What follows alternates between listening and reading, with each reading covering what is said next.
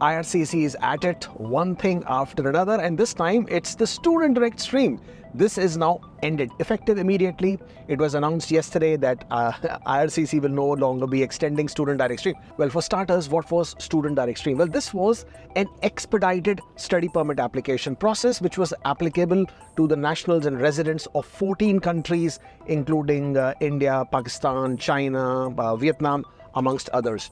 Similarly, there was also another stream which was similar to this, but that was applicable to the Nigerians, and that was the Nigerians Student Express. Both these streams have now been ended, have been closed, and the reason given is that IRCC wanted to offer an equality in the application processing, which is understandable based on the fact that all other nationalities do not have this option. This was just an expedited process. You had to be eligible with your language scores, you had to provide upfront proof of funds, you had to provide your medicals, you had to pay for your education upfront for at least 1 year or the whole program, and that's when your basic criteria for eligibility was established. So now what is going to happen is everybody gets to apply for the same student study permit application.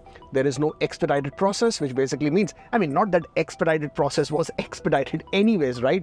The processing times are ridiculously long. Sometimes you have to defer your program a couple of times before you can actually get your approval done. Anyways, so now that you have a regular study permit application, bear in mind that some things will really make a big difference.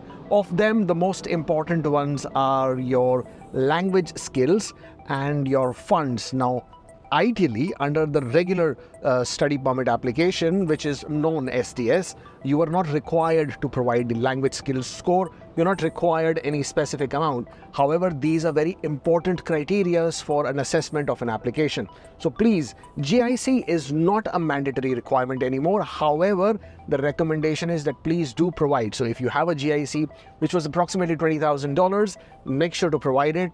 Or even if you are looking to apply for your regular study permit application without the GIC, then at least provide an equivalent amount to show that you can pay for your education and also meet your living expenses. This is what will be required in order to have a successful, hopefully successful and a positive application.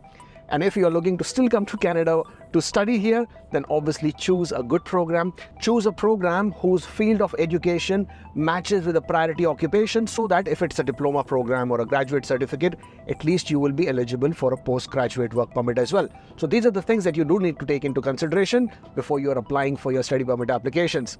Happy applying!